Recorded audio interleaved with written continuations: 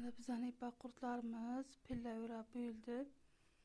Inshaalloh aka ruxsat berishsa terishni boshlaymiz.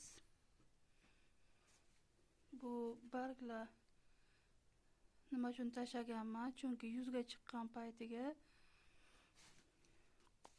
qurtlar yuzga chiqib ketaverganiga mana shunaqa barg tashlab qo'yganmanki, mana bu setkalarni ushlab turishi uchun barg tashlaganman.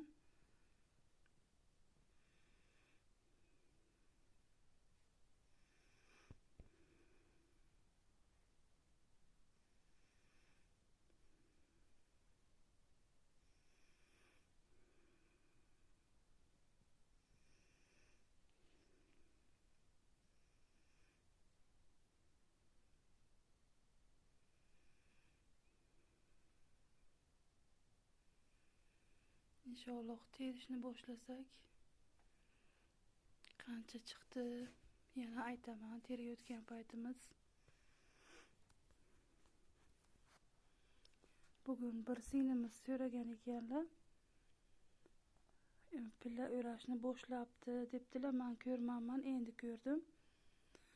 O'shaniki endi 3-4 ta pilla o'rashni boshlagan ekan. Barg berib keyin bostiramizmi deb so'rabdilar. Hammasiga ustiga qalin qilib oldin bergan bargingizni 2 barobar bargini qo'yasiz. Keyin mana shunaqa ustidan, endi biz jo'rob deymiz, boshqa joylarda supurgi deyiladi.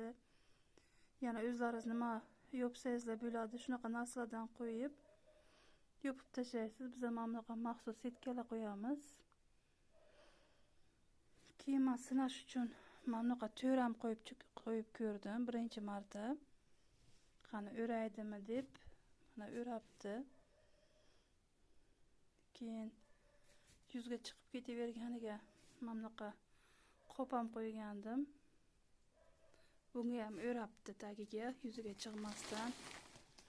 Mana tagiga o'ragan. Ilintirib olish uchun qurtlarni ustiga narsa qo'yish kerak bo'ladi.